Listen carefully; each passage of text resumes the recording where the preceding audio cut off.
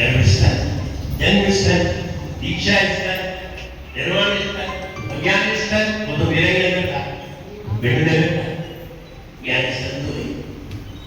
इसलिए कहने का मतलब ये है कि यहाँ अगर आपको इतना बढ़िया संग प्राप्त हुआ है, आप संग का अनुभव कीजिए।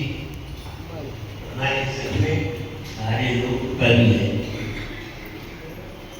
अगर कवि संवेदन हो तो किसी कवि को बनाने की जरूरत नहीं कवि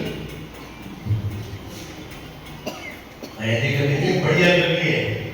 एक कोई कवि होते हैं एक ही फ्लो में अपनी कविता सुनाते हैं। हम एक फ्लो में नहीं, हम कम से कम 10 फ्लो में तुम्हें कविताएं बनाते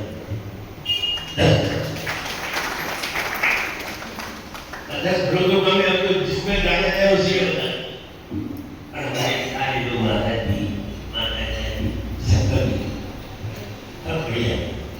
इसलिए हम ये कहना चाहते हैं आप सब लोग उसका आनंद लें। ये कौन सा आनंद है?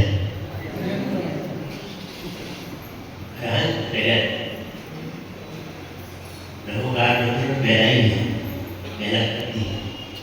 और वहाँ क्या शानदार प्रतिमा है। प्रतिमा देख करके मुझे कहाँ 1994 की याद आई।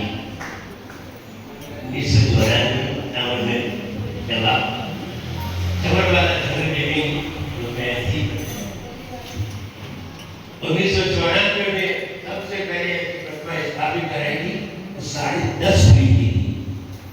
एक बड़ी मंगलगिरी में सागर में बहुत बड़ी, और आज देख करके वो कुछ याद आ गया। कहने का मतलब ये है कि बढ़िया मंदिर बनाना बढ़िया है, समाज बढ़िया है, बस अपने गेट क्या करना है? गेट के बाहर से कहीं निकलना है, भीतर ले जाने का प्रयास। जैसे भी काम जाम दंड गेट जैसे भी तुम्हें ले जाना, शाम जाओ जैसे भी अंदर ले जाओ, ले जाओ, या पकड़ के ले जाओ, जबरदस्ती ले जाओ, धक्का देते हुए ले जाओ, प्रेम से ले जाओ, जैसे भी ले जाओ। लेकिन जिस घर में गुरु की शरण पड़ जाते हैं वो घर अपने आप ही विशाल हो जाता है। मैं बता दूं, मान लीजिए मेरी बात अच्छी तरह सुने, अगर हम कोई साधु को आप अपने घर से ले गए, कितनी देर हो गई साधु तुम्हारे घर से आकर कितनी देर में हो जाए? आधा घंटे, ठीक है, अधिकतम। देखिए मैं चिंतन दे रहा हूँ, बहुत बहुत 1 घंटे के लिए आपके घर पर साधु गया है और आप साधु को हाथ लगा रहे हैं, सामने हाथ उठाए अंदर और सामने सड़क से महाराज दिखाई दे रहे हैं। जो भी सड़क से निकलेगा वो तुम्हारे घर की तरफ क्या करेगा? क्या करेगा? बोलिए। आप गली से निकलते हैं, मंदिर में सामने भगवान के क्या क्या करते करते, और वही क्रिया श्रावक तुम्हारे घर के सामने कर रहा है। मतलब समझ में आया? 1 घंटे के लिए तुम्हारा घर मंदिर बन गया। 1 घंटे के लिए जब तक वो साधु तुम्हारे घर पर रहेगा, कोई भी निकलेगा, वरना कौन तुम्हारे घर के सामने हाजिर होता है?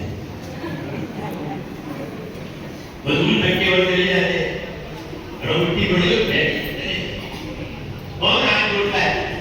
ऐसे लोग मंदिर के सामने हाथ जोड़ते हैं, वैसे ही 1 घंटे तुम्हारे घर के सामने हाथ जोड़ते हैं। और हाथ जोड़ेंगे वो जोड़ेगी, लेकिन तुम्हारी बात जाके प्रशंसा नहीं है। आप अपने घर को 1 घंटे के लिए मंदिर बनाए। कैसे? पूरी ताकत लगाए।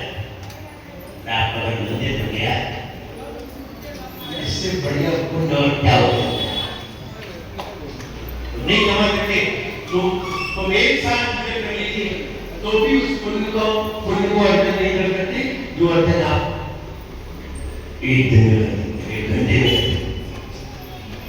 ये पुण्य करके वो वाला तुम आपके जीवन को नया कहाँ तक ले जाए, आपके जीवन में क्या कर दे, वो पुण्य तुम्हें हो सकता है मुनि बना दी, वो पुण्य तुम्हें हो सकता है तीर्थंकर पर ले जाए, वो पुण्य तुम्हें कहाँ ले जाए, कुछ नहीं कहा जा सकता। श्रेष्ठ पुण्य कमाएगी जिंदगी। हम जिंदगी को बेहतर से बेहतर बना सकते हैं,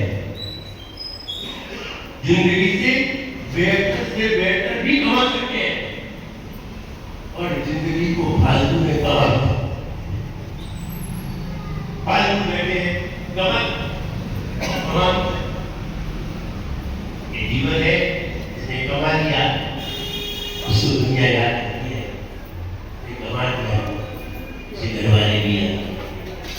इसलिए हम इस जिंदगी में अच्छे से अच्छा कमाने का प्रयास करें, जिंदगी को अच्छे से अच्छा बनाने का प्रयास करें। सब लोग सबके घर अपने घर को कुछ रहते हैं, मंदिर क्या करें, मंदिर बनाए। आपने घर के द्वार पर बाजा लगा दिया, महाराज के चरण बना लिए, तो कोई तुम्हारे घर के